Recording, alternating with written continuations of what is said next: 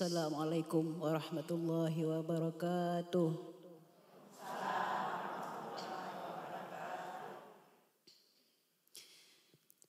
A'udzu billahi minasy syaithanir rajim.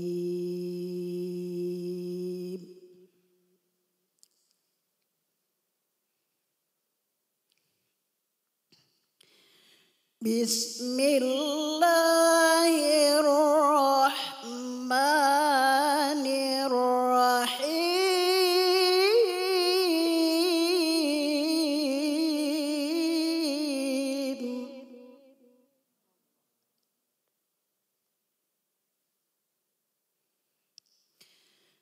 Wal 'asr.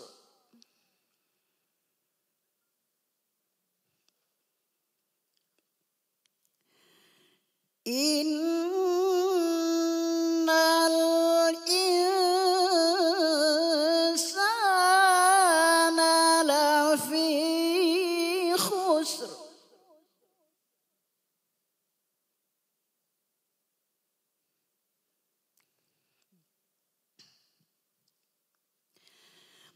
Wal 'asri innal insana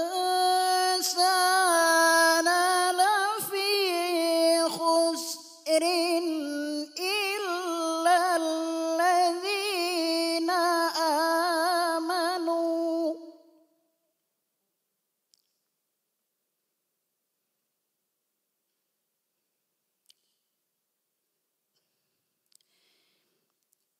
illal ladzina amanu wa 'amilus sholihat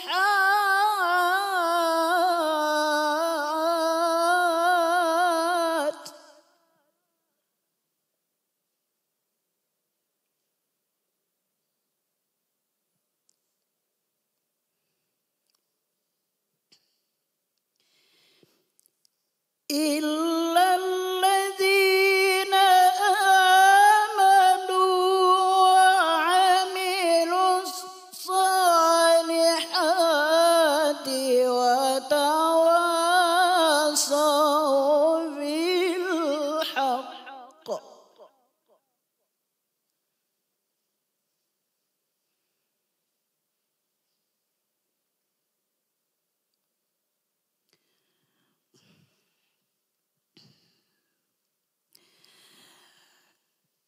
wal 'asri innal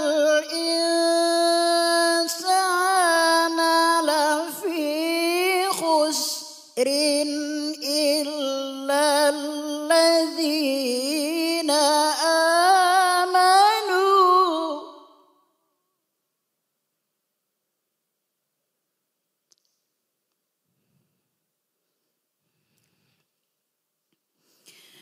illal ladzina amanu wa 'amilus sholihati wa tawasaw bil haqq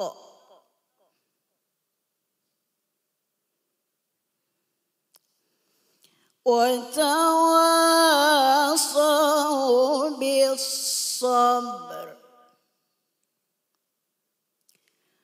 Sadaqallahul azim.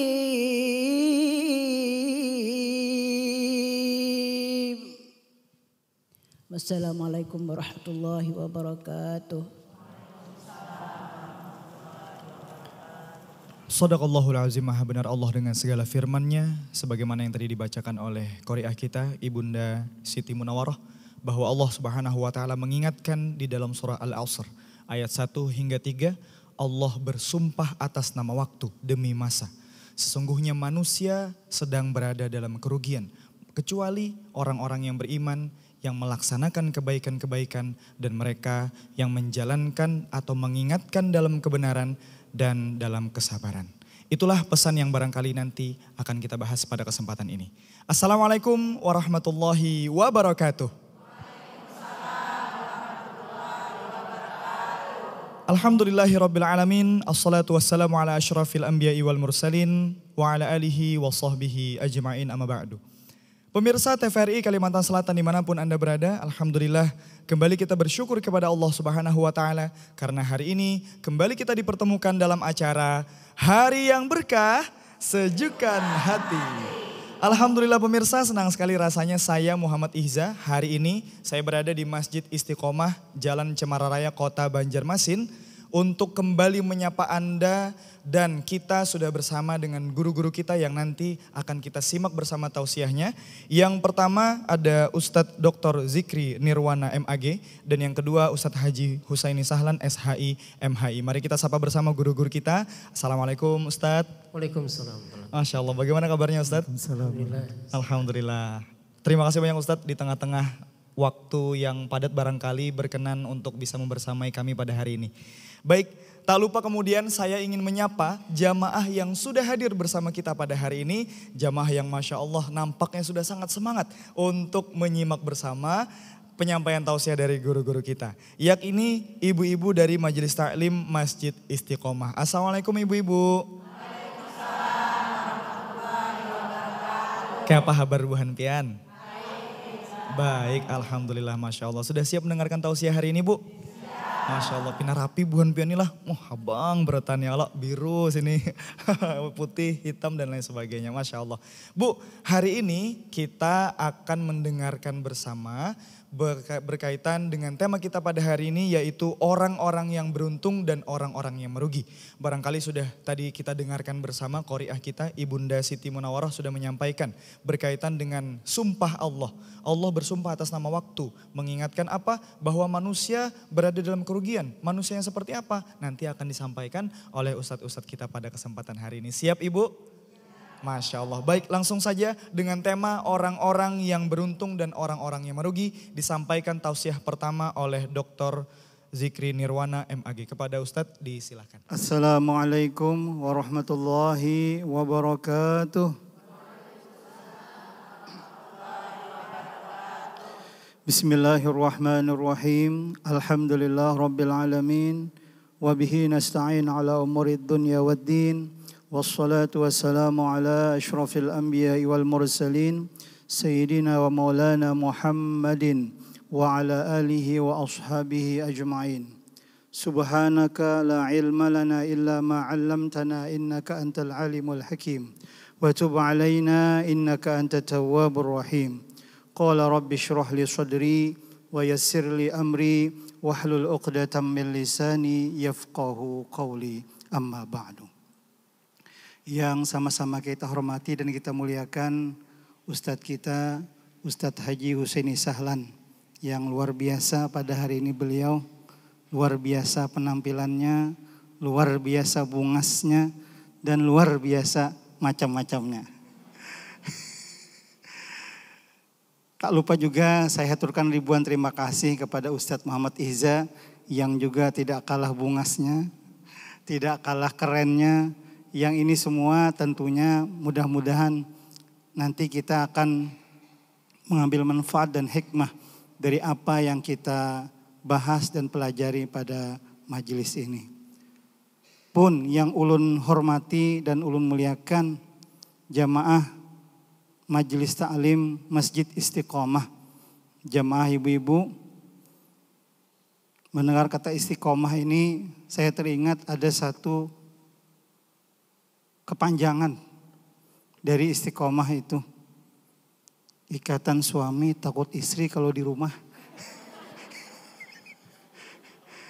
Kira-kira Ustadz kita kada kalau lah kita ini suami yang menghormati istri di luar dan di dalam rumah, ya kada?